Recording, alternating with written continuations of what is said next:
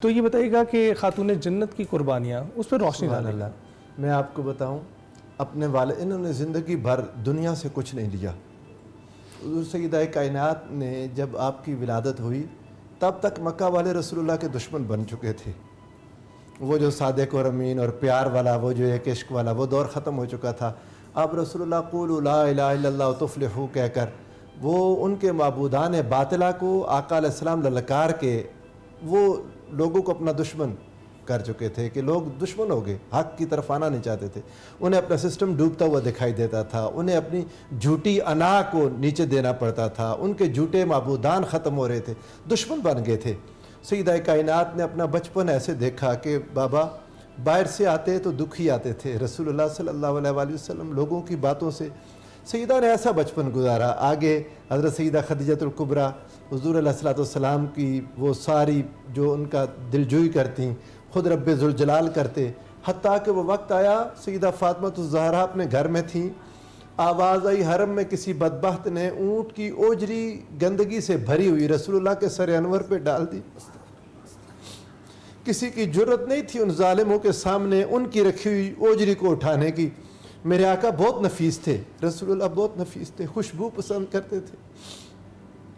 وہ وزن اللہ آسمان سے فرشتے بھیجتا مگر دکھانا تھا سیدہ کائنات کی بہادری کو۔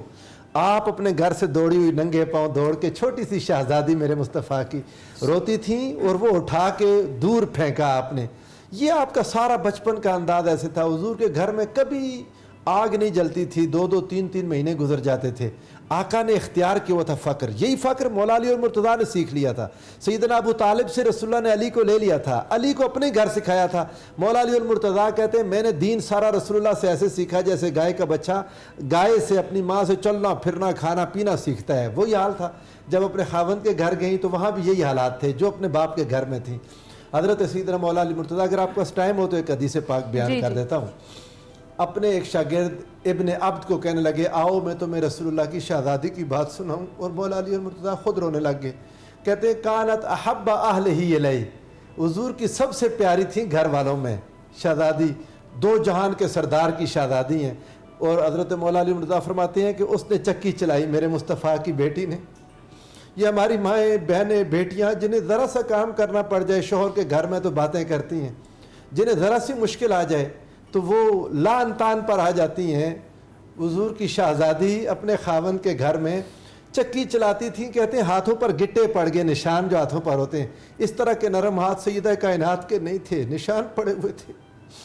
کہا انہوں نے کپڑے دھوئے یہاں تک کہ اور کپڑے گھر میں جھاڑو دیا، اور اس کی حتیٰ اغبرت ثیابھا، جو مٹی ان کے کپڑوں پر نظر آتی تھی گھر میں جھاڑو دے دے کر، مہمانوں کے لیے کھانا پکاتی تھیں گھر والوں کے لیے، اس کھانے کے اثرات آپ کے کپڑوں پر نظر آتے تھے۔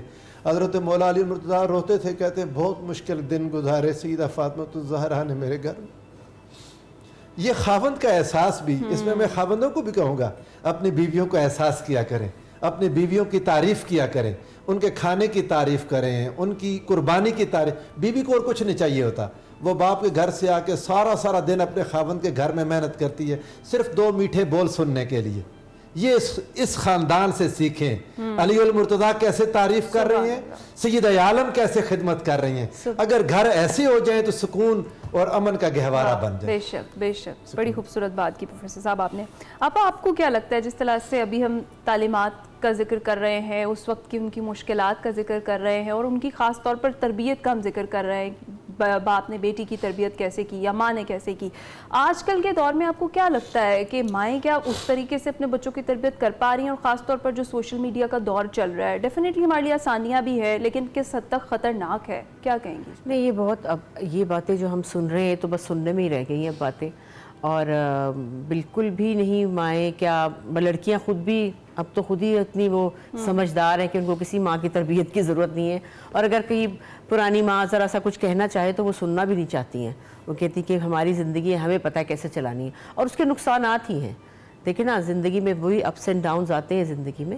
میاں بیوی کہتے ہیں گاڑی کے 2 پہیے ہیں، ساتھی ہیں، اور بیوی کو اصل محبت ہی چاہیے، 2 بول ہی چاہیے، جیسے کہ پروفیسر صاحب نے کہا کچھ نہیں زیادہ چاہیے ہوتا، اپریسیشن چاہیے، 2 میٹھے بول چاہیے، اور اور پھر یہ ہے کہ آج کل تو ماشاءاللہ لڑکیاں ساتھ کام بھی کر رہی ہیں بالکل، اور اجازت بھی ہے اور یہ کرنی بھی چاہیے، اور اب وہ حالات نہیں ہیں، لیکن اس کے باوجود کیونکہ ڈیمانڈز اور خواہشات اتنی زیادہ ہو چکی ہیں کہ ان کی کوئی اینڈ ہی نہیں ہے، تو وہ خوشیاں کہیں دور چلی گئی ہیں۔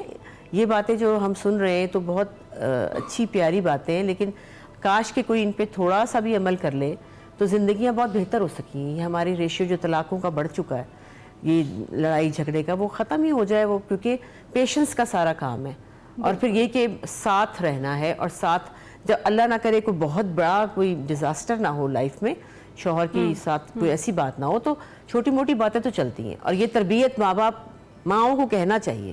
میں تو یہ کہتی کہ مت رکیں، بے شک نہ سنیں لڑکیاں، لیکن ماؤں کو باز نہیں آنا چاہیے، ان کو کان میں کہتے رہنا چاہیے کہ بھائی اپنی زندگی کو ایسے آپ صحیح کریں۔